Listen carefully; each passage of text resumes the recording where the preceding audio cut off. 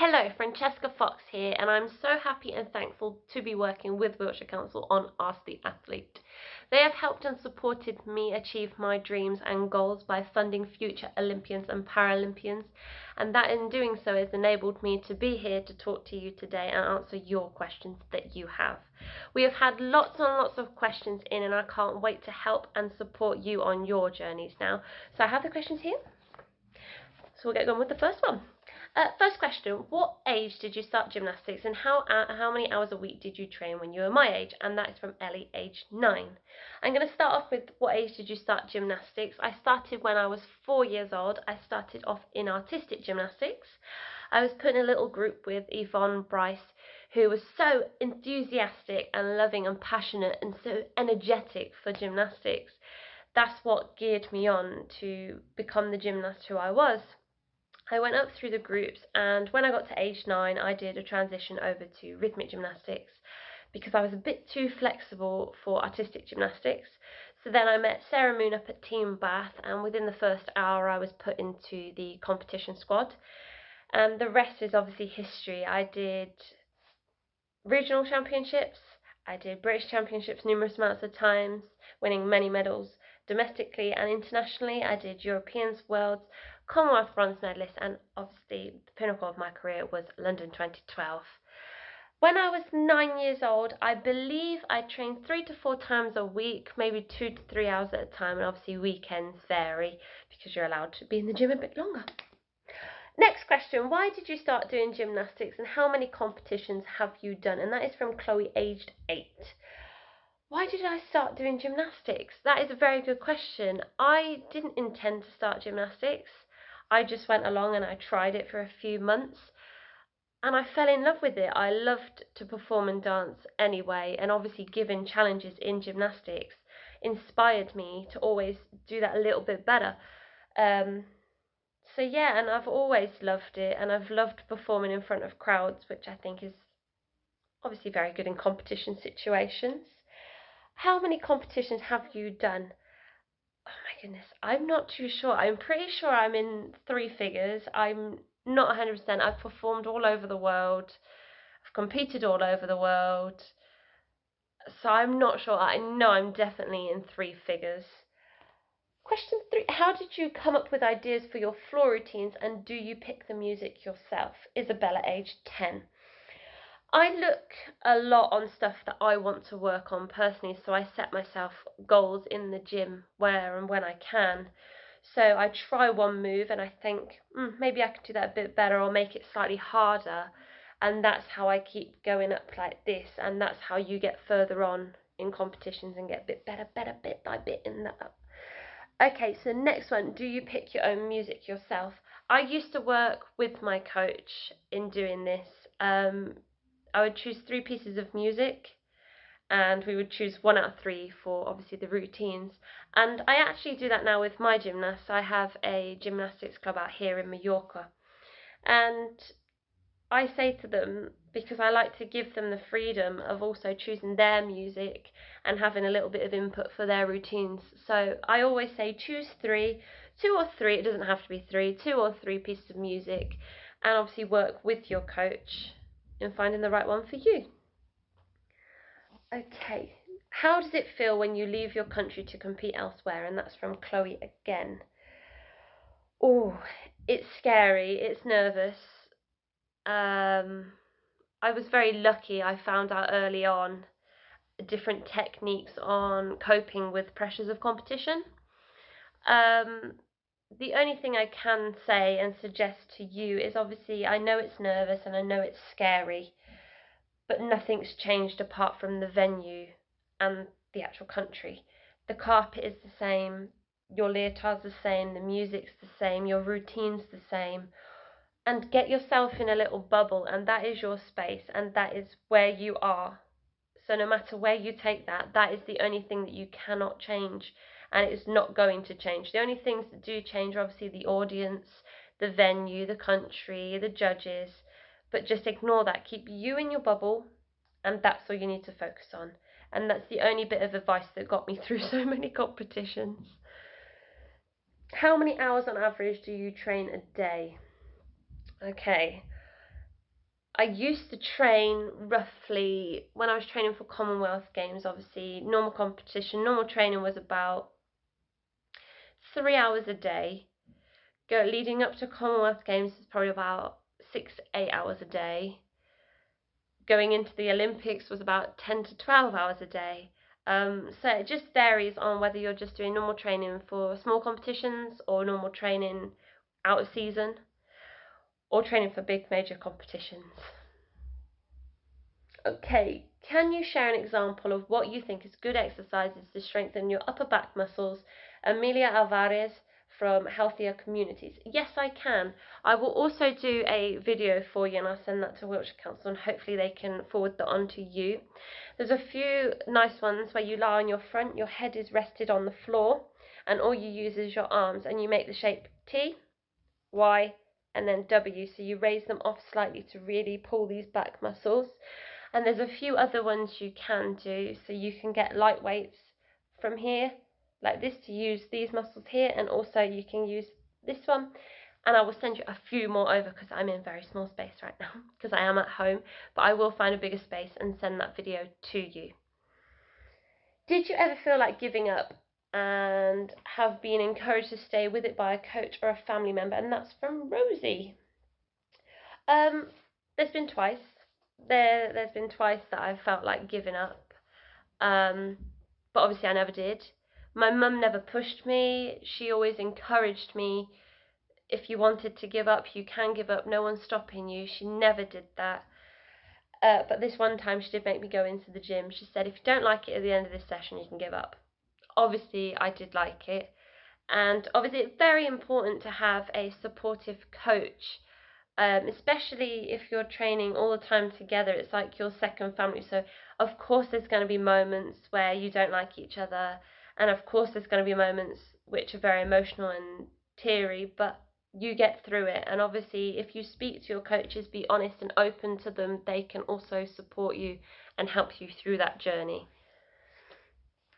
What do you eat to keep healthy and strong, and what are your favourite high energy foods? Rosie and Evangeline. I do love food. I'm not going to lie, I love my food. I love especially fish. Very, very tasty here in Spain. But the things that I would say, oats and bananas have a long-lasting period of energy, rather than obviously your instant sugars like chocolate and fatty foods like that. That's not good on long hours of training. So if you have porridge in the morning, it's always very good. Then you can have a banana for snacks. I also like rice cakes with peanut butter. They're very filling, but they're very long lasting as well. So obviously if you wanted to try them, you can. If you need any more information, you can obviously just contact Wiltshire Council, or you can contact me. I do have a Francesca Fox Gymnastics Facebook page, so any questions that anyone else has, or if I can help in any way, you can contact me via that. What are your top tips to keep motivated? And that's Evangeline. Motivation is very key right now because obviously this situation that we're in isn't ideal for everyone. I try to do a daily workout. It doesn't always plan out that way, but I do try to do about 20 minutes a day, 10-20 minutes, just to do something and keep active. I do make a lot of lists at the moment. Everything I do, I write it down, and then obviously at the end of the day, it's similar to a diary. You can look back and see how much you have done in that day, so make you feel more productive. But in general, daily normal life, I keep motivated by looking forward to what's next. So I look forward to the challenges that we've got to face, whether it's another competition, whether it's a move that you want to improve on, whether it's something that you would like to achieve, whether it's passing an exam, or it's just silly things like that. But that's the stuff that you need to keep yourself upbeat and motivated about. I mean, I'm currently doing online courses, trying to extend my knowledge and help my gymnasts and obviously future gymnasts along the way, and giving that nice bit of advice out. So if you do need any support and information, I'm pretty sure Wiltshire Council will have some other activities on their site. I know they have resource packs and different information to keep people active and keep people active at home right now. And obviously they will have other stuff on there if you need it. How do you stay positive through bad times? I'm very lucky. I have a supportive family and friends around me, and obviously right now you need to support each other. You need to check up on friends, family, whether it's the person next door. Um, Obviously you do have bad days, you have good days. And I always write down something that's gone good, I put it into a jar, especially doing gymnastics, you face a lot of ups and downs. But I have a jar and I write down the good things that happen every time.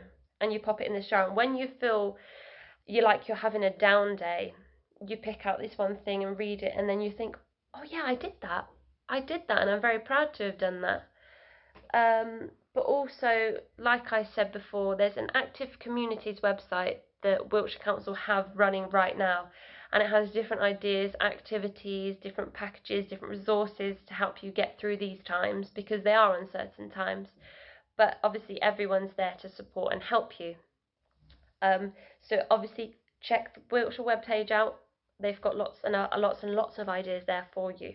I do have a few more questions that have been sent in.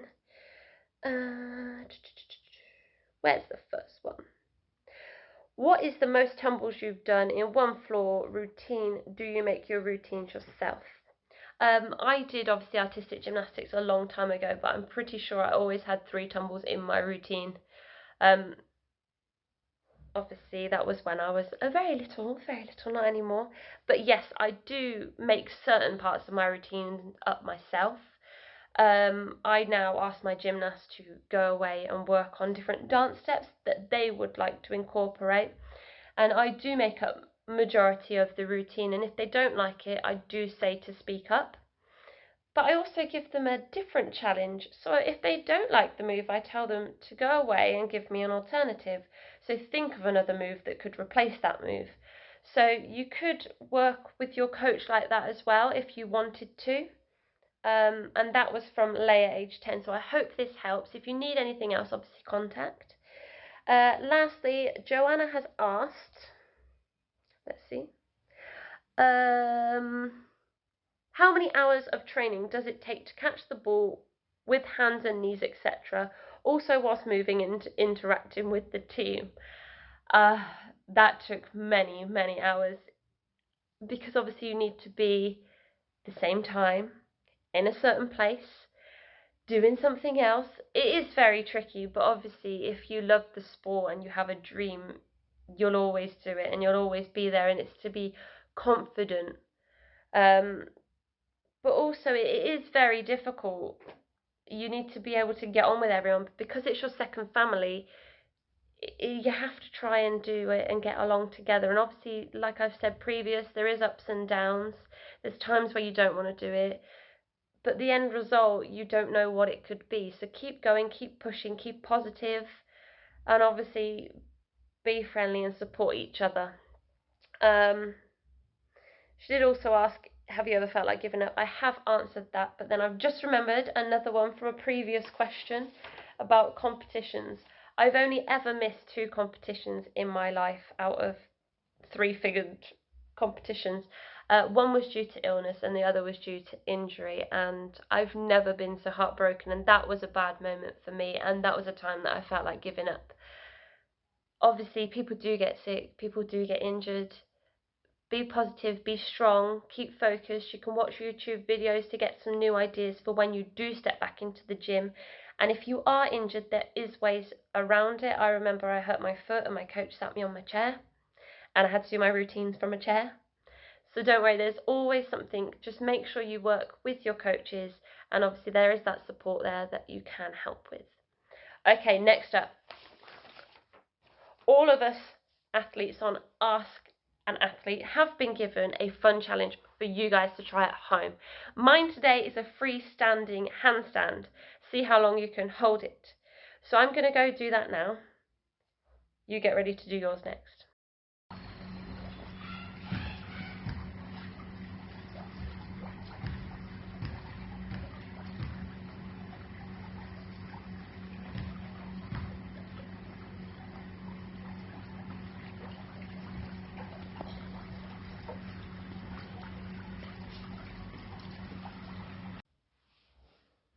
I've just done the challenge, now it's over to you guys. Remember to post them on Wiltshire Council's pages and get in contact that way. If you need anything else, there is resource packs available for you on Active Community's website.